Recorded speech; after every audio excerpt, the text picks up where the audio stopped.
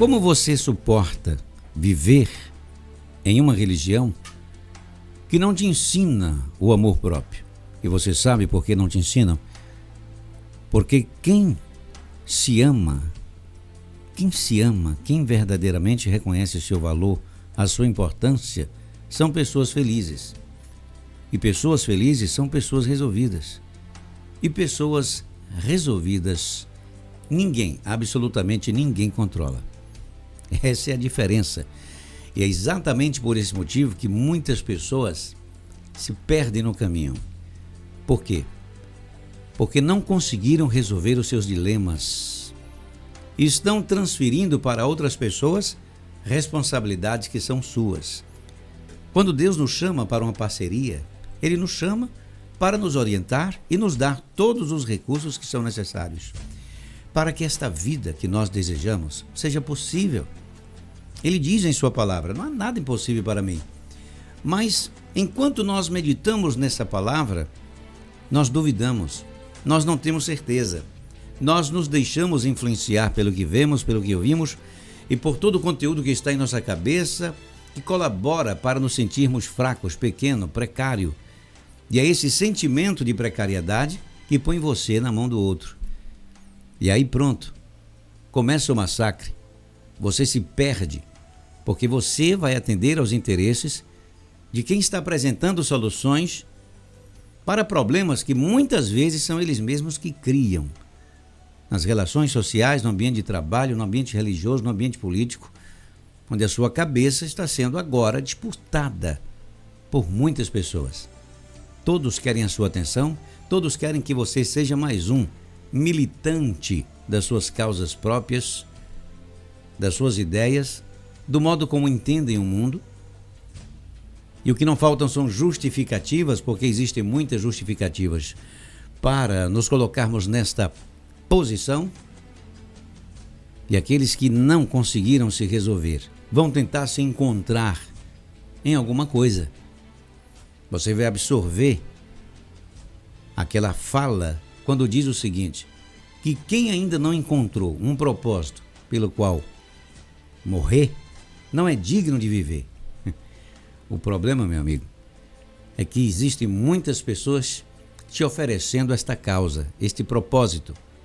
E aí você vai se perder, não vai conseguir ter a experiência pessoal que é necessário para construir a qualidade da vida que merece e vai ser mais um militante de causas mortas que não vão te levar a lugar algum, que vão atrasar a sua vida, impedir o teu desenvolvimento, roubar a tua energia, teu tempo, teu dinheiro, tua vida.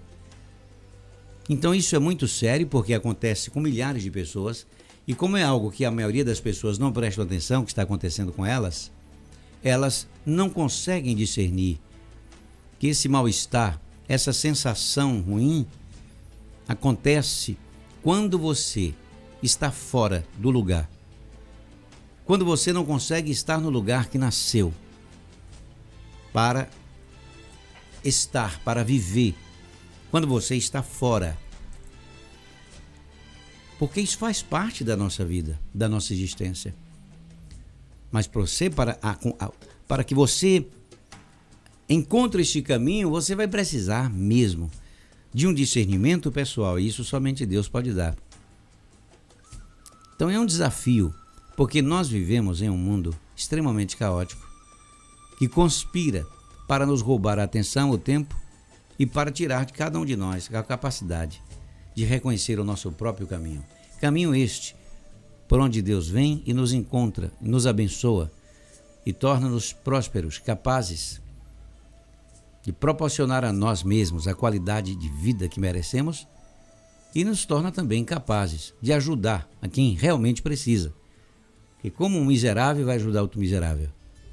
Consolando apenas? Dizendo para o outro miserável, oh, não fique triste, você não está sozinho. Você está na miséria, mas tem outro aqui. Isso vai adiantar o quê? Isso vai resolver o quê? Então, quando eu digo assim, quer ajudar o mundo que se encontra em condição de pobreza, fique rico. Então você bate no liquidificador mental mistura com tudo que você já ouviu, você diz, aí, olha aí, ó. Mais uma orientação de autoajuda ou de algo que vem para fazer com que o homem seja orgulhoso, amante de si mesmo e não tenha nenhum interesse pelo bem-estar do próximo. Porque você ouve com um preconceito. Esse conceito prévio acontece quando você começa a comparar o que eu estou dizendo com o que outras pessoas disseram e você se perde. Eu estou falando que Jesus disse que se você não amar a si mesmo, você jamais vai conseguir, jamais, amar o próximo, ajudar o outro.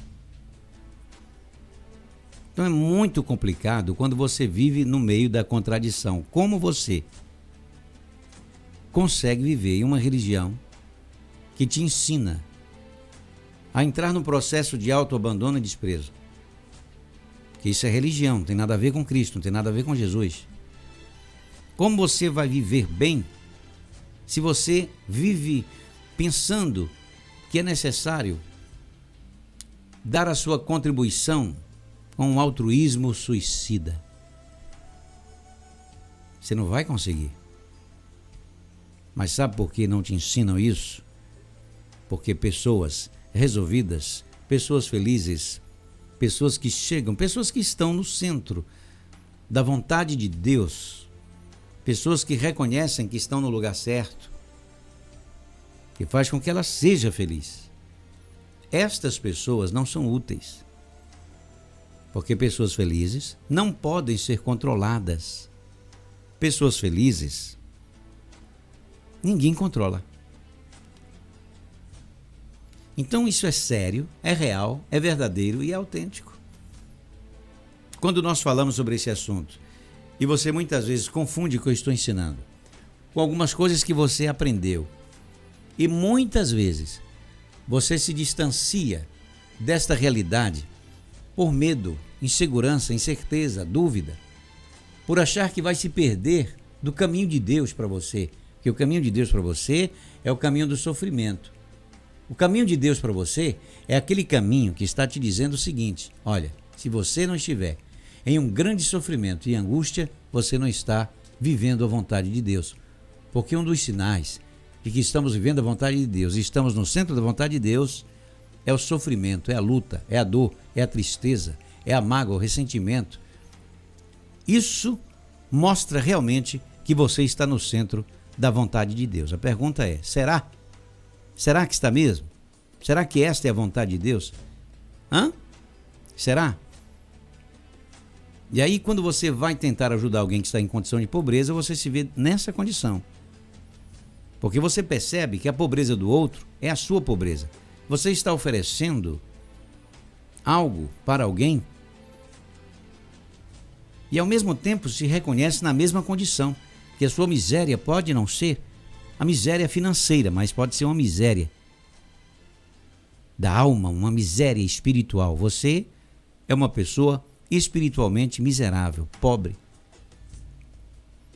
E como você sabe disso? Observando o mundo, observando as suas reações, olhando no espelho da sua alma, e você vai encontrar alguém ali que está sempre fugindo de alguém, em que você sente que tem uma dívida com ela.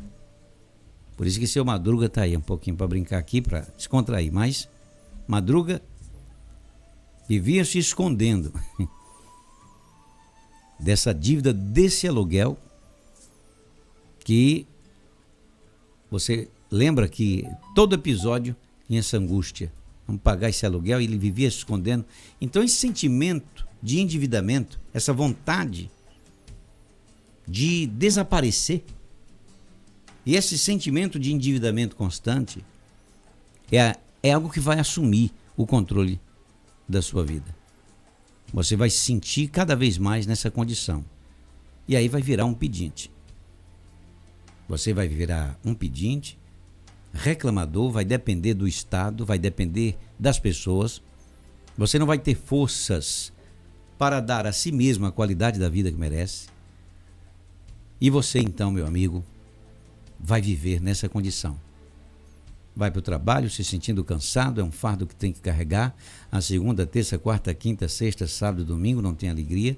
Você não está no centro da sua vocação, você não está no centro do que você sabe que foi chamado para viver na vida. E é nessa condição de pobreza e de miséria que você vai viver, pensando que esta é a vida que Deus escolheu para você. Então, como me libertar desse ciclo que faz com que eu me sinta precário, pobre, dependente, carente, adoecido? Você precisa sim agora entrar nesse ano novo em um outro espírito, buscar a presença de Deus em um outro espírito, lembrar da experiência de Josué e Calebe, quando Deus falou para eles: porque neles houve outro espírito, eu vou ajudar e eles vão entrar em minha promessa. Que outro espírito é esse que Deus reconheceu naqueles homens e que está faltando em nós? Quem rouba de nós a qualidade desse espírito? Quem está tirando da gente a oportunidade de apresentar para Deus a qualidade da fé e desse espírito que Deus está procurando nos homens? Os ambientes, as pessoas com quem você anda, a filosofia religiosa que você escolheu. E como você sabe que está errado? Pelos efeitos que isso está provocando em você. Fraqueza, dependência, carência, sentimento de necessidade constante, insatisfação crônica, que é resultado de quem está operando no lugar onde não foi chamado. Você trabalha por necessidade, tem que pagar as contas. Você precisa, como um bom escravo, cumprir o seu papel, que é pagar as dívidas, para manter o sistema funcionando e para que você não seja perseguido judicialmente, para não ser despejado, para não roubarem a tua paz, além da paz esse pouco de paz que sobrou. Para que o teu carro não seja confiscado, você trabalha para pagar aquela prestação daquele carro popular. E quando eu digo carro popular, é um carro usado. Mas se eu estou feliz com Deus, está tudo certo. Está tudo certo mesmo. A questão é se você está vivendo nessa condição, trabalha somente para pagar compromissos, pagar dívidas, mas percebe que o retorno do seu investimento é baixo. Que é exatamente isso que no livro de Ageu, o Senhor nosso Deus desperta a nossa consciência. À luz da experiência que aconteceu no passado, quando o Senhor diz: semeastes muito, mas colhestes pouco. E este pouco, quando você traz para casa, com um sopro, desaparece. E aí o Senhor Deus fala, porque isso estava acontecendo naquela época com aquelas pessoas, e a mesma coisa nos dias de hoje. Então muita gente acha que entregar dízimos e ofertas em uma instituição resolve. Não resolve, porque não é somente isso. Em que espírito você está fazendo isso? Sentimento de dívida e obrigação por medo? Por uma palavra que você recebeu, que você diz: puxa, se eu não fizer isso, Deus vai me castigar. Se eu não fizer isso, eu estou desobedecendo a Deus e posso ir para o inferno. Porque colocaram a honra do dízimo, da oferta, para a manutenção das coisas que estão a serviço de Deus, colocaram na categoria de algo que pode levar o homem ao inferno caso ele não cumpra esse compromisso. Caso ele não honre esse compromisso. Anulando o potencial do que aconteceu no Calvário, da dívida paga por Cristo Jesus. Quer dizer, isso é um sacrilégio. Descaracteriza o espírito da honra Você se relaciona com Deus no espírito do medo, ameaça e desprezo. Porque você acaba desprezando o que há de mais importante. O reconhecimento que a nossa aproximação diante de Deus não deve ser orientada pelo medo, muito menos pelo espírito da ameaça.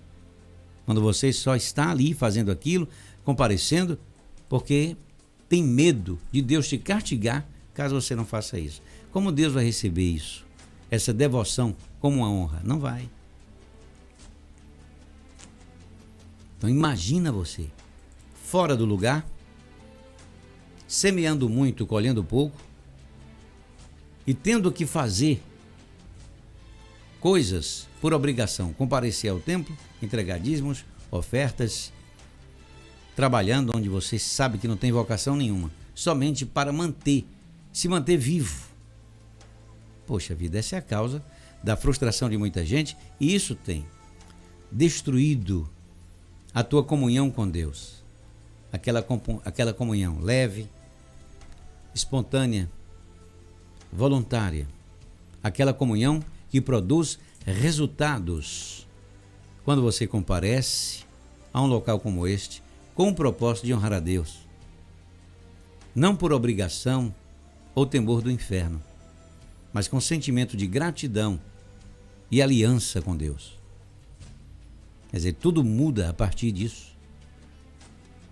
Então você vai se libertando dessa miséria interior, porque o Espírito Santo começa a trabalhar em seu coração e a despertar o sentido, o verdadeiro valor da nossa comunhão com Deus.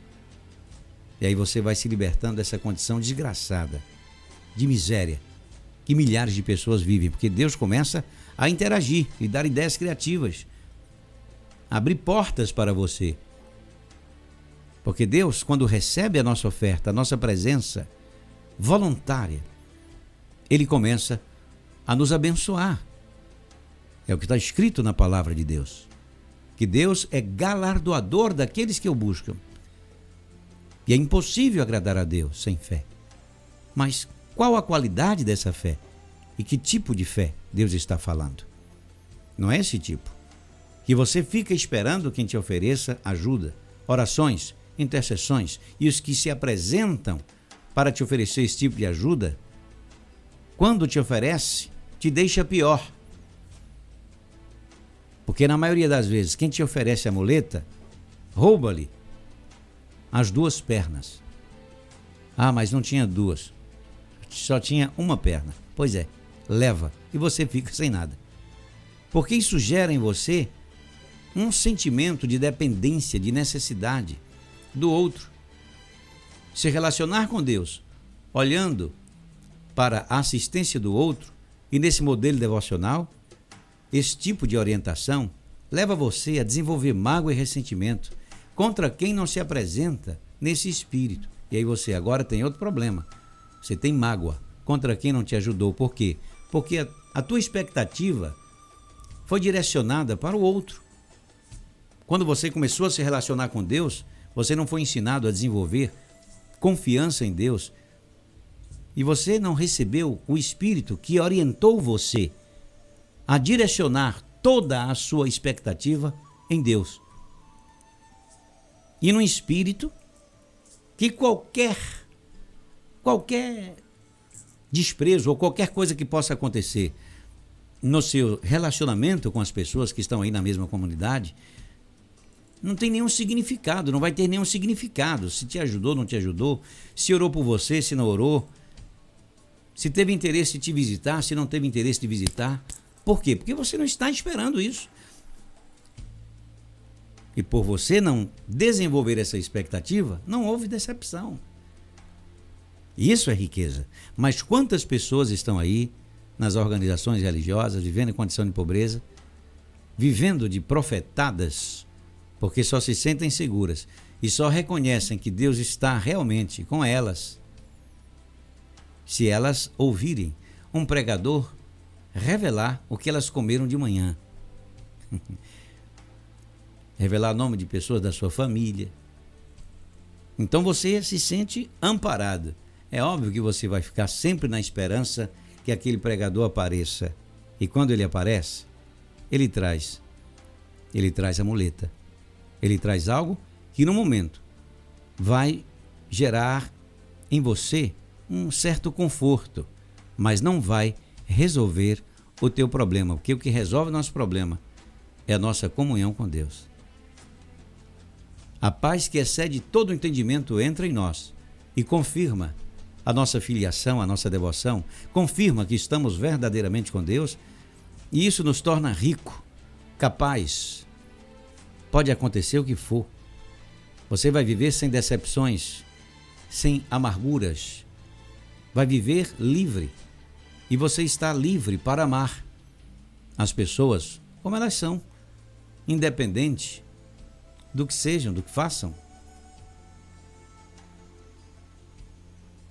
E você vai. Por quê? Porque você não está esperando nada. A riqueza que está em você não espera absolutamente nada. Você é rico, você está aqui para dar e não para receber. Por isso que Jesus falou, mais bem-aventurado é dar do que receber.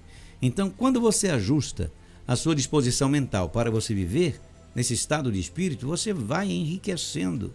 E o Espírito de Deus vai te dando todos os recursos, abrindo os olhos do seu entendimento, dando ideias criativas. E aí tudo cresce, tudo se eleva. A tua capacidade de compreensão, a tua condição financeira, o teu estado mental superior, não de superioridade sobre os outros, mas um estado mental superior. Você está, como o salmista diz, o salmista ele fala que o Senhor firmou os meus pés sobre uma rocha, o Senhor nos faz cavalgar nas alturas. Então tudo que está nesse nível baixo, pequeno, inferior, não vai te provocar, não vai te causar nenhum problema, você vai estar bem. Então, se você consegue sobreviver a essas picuinhas de relacionamento institucional, que você vê final de ano é uma confusão, é procurando gente para pedir perdão, é uma agonia. Por que isso? E por que essa angústia de ter que estar toda hora pedindo perdão a alguém? Justamente porque vocês não se suportam, vocês vivem nesse nível da mágoa. E está escrito lá, que nenhuma raiz de amargura brotando vos perturbe, para que por meio desta perturbação muitos não sejam contaminados. Então você está se protegendo do vírus, do coronavírus, mas não protege o seu coração e está contaminando muita gente com essa negatividade e essa raiz de amargura que você transmite para as pessoas que se relacionam com você nessa comunidade religiosa que você escolheu para congregar, para viver, para cultuar a Deus. Então entra este ano em outro espírito, melhora, muda. Tire toda a sua expectativa de quem quer que seja e se liberte da necessidade dessas moletas. Saia disso. Não espere nada de ninguém. Configure a sua mente para dizer a si mesmo, eu estou aqui para dar, para compartilhar. Eu sou rico, eu tenho mais do que suficiente para mim e para compartilhar com os outros. Entra nesse espírito e você vai ver a qualidade da sua vida. Vai dar um salto, porque isso é uma mudança de atitude mental. Então, o sistema religioso mente para você quando diz que Deus dá coisas. Deus não dá coisas. Mas como não dá? Eu estou pedindo, eu estou buscando. Olha aqui, Deus não dá, Ele devolve. Isso faz uma diferença imensa. Porque quem fica buscando, pedindo, quem vive mendigando, ó Deus, me dê isso, ou então pedindo ao outro, me dê atenção, oração, me carregue, me ajude, põe meu nome nesse caderno. Você vai desenvolver esse espírito de pedinte, de quem está aqui para pedir. É nessa miséria que você vai viver como Lázaro. Pobre e leproso, com a alma doente, vai ser um estorvo nessa comunidade que você congrega. Então, quando você assume a consciência de que Deus não está aqui para dar, Ele devolve. Devolve o quê? O que eu ofereço a Ele. Ele devolve o quê? O que eu ofereço ao outro. Jesus falou que até no julgamento, Ele disse, você vai receber também com a mesma medida. Ora, Se quando você julga alguém, você recebe na mesma medida que você julgou, entenda, é razoável compreender que com a mesma medida que você abençoa alguém, você vai receber de volta. Talvez não pela mesma pessoa, mas de várias outras formas você vai receber essa bênção, porque você está no estado de bem-aventurança. Se eu honro a Deus, eu serei honrado. Ele vai devolver. O problema é que você pede. Deus me dá emprego, Deus me dá dinheiro. Deus não dá dinheiro.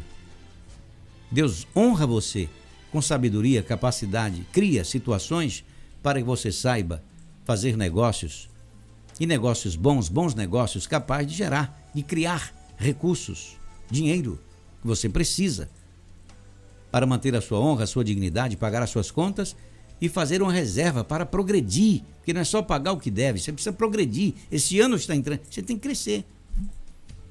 Mas com essa mentalidade de quem está aqui para pedir, vai vir em condição de pobreza.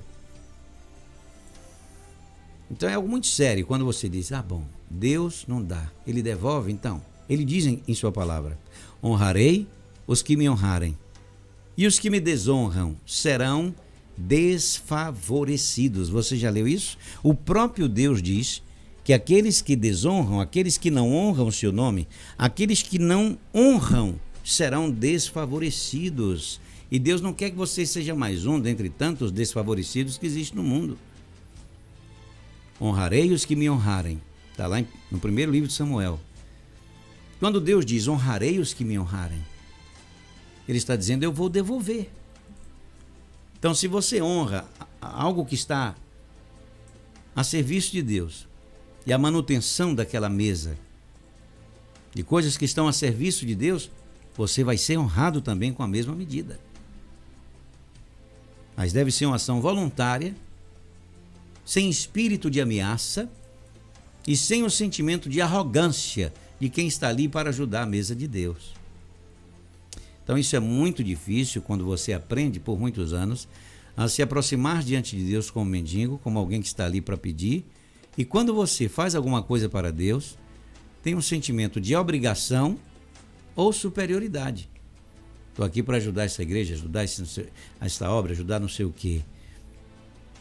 Deus não recebe, e a bênção de Deus só se manifesta em nossa vida quando Ele recebe o que apresentamos graciosamente como resultado das nossas produções, o que apresentamos diante de Deus com espírito voluntário, com espontaneidade, com amor e com pedido de ajuda. Por favor, receba.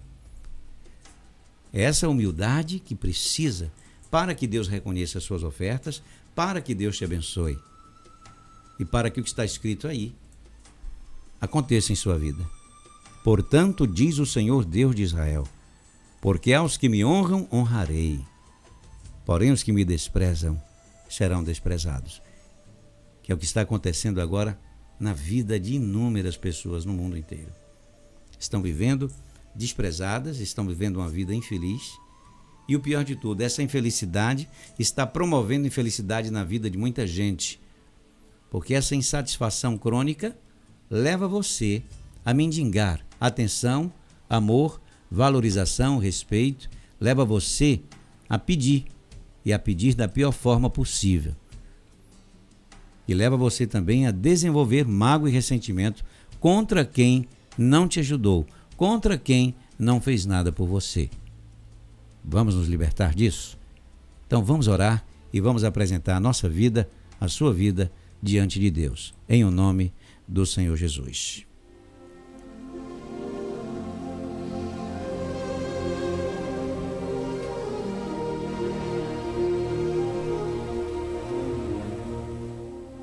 Pai querido e santo, nós te louvamos e te engrandecemos, Senhor, pela tua presença, por tudo que o Senhor já fez, está fazendo e vai fazer. Pai querido, nós queremos te exaltar e te apresentar esta vida que nesse momento acompanha essa transmissão. Que este ano que se aproxima seja um ano vitorioso, Um ano em que o Senhor venha abrir a porta, criar circunstâncias, libertar esta criatura dessa condição de pobreza, de falta, de necessidade, essa angústia que torna o homem precário, adoecido. Nós te pedimos, Espírito Santo, concede a tua vitória, concede o teu poder, restaura nossa sorte como as torrentes do Neguebe e faz do teu povo pessoas vitoriosas e sobre todos os aspectos que o Senhor venha fazer com que os teus servos sejam servos que gozem desse privilégio da luz, da paz, da alegria, do desenvolvimento, da produtividade e da multiplicação. Que o Senhor venha livrar esta vida do medo, da insegurança, da incerteza, da mágoa, da dor, do ressentimento. Que todos esses vícios que aprendemos ao longo dos anos, que nos empobreceu e fez de cada um de nós pessoas limitadas e pequenas. Esse desvio de foco, de atenção, e muitas mensagens, muitas pregações e muitas exortações que consolam aos necessitados enquanto desviam as suas atenções de ti, quando geram dependência nessas pessoas, de pessoas ricas, quando geram dependência do outro. Que o Senhor venha libertar esse povo dessa miséria, que eles sejam vitoriosos, que esse ano que se aproxima seja um ano novo, diferente, vivo, ativo, proativo. Então, que esta vida que agora me ouve receba uma unção poderosa, a capacidade de libertar toda esta família, a mente, o coração, o corpo, que os efeitos dessa riqueza, desse enriquecimento, seja sobre todas as áreas das suas vidas. E que, ao término dessa oração, esse bálsamo que repousa do alto da cabeça à planta dos pés seja multiplicado a todos os seus. Em o nome de Jesus, meu Pai, concede esta vitória e ajuda o teu povo a entrar este ano novo que se aproxima com riqueza, com produtividade, capacidade, enriquecimento e produção. Esse é o nosso desejo, essa é a nossa vontade, essa é a nossa esperança, essa é a nossa expectativa, Deus. No nome de Jesus, amém e graças a Deus.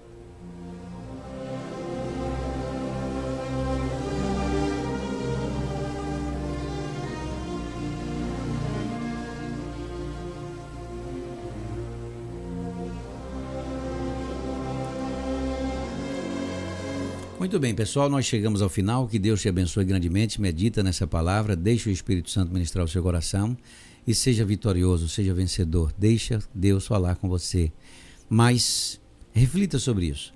Em que espírito você está buscando a presença de Deus? Em que espírito você está buscando a bênção de Deus?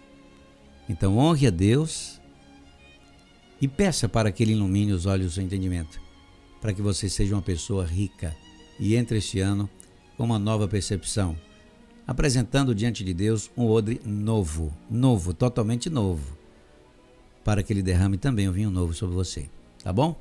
Fica com Deus, um beijo bem grande e até a próxima transmissão, tá certo? Fica com Jesus, tchau, tchau, um abraço.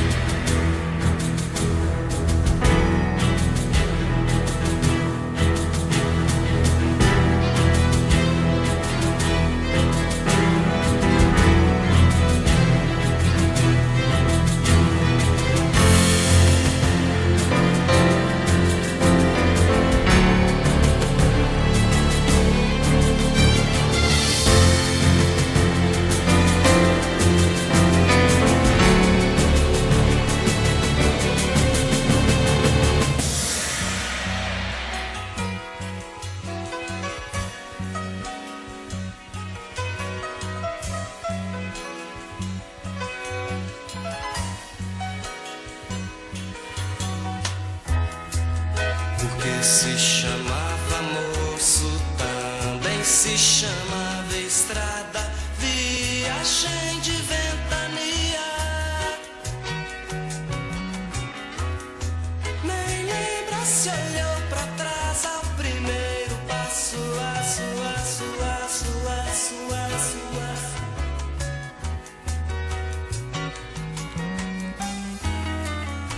porque se chamavam homens, também se chamavam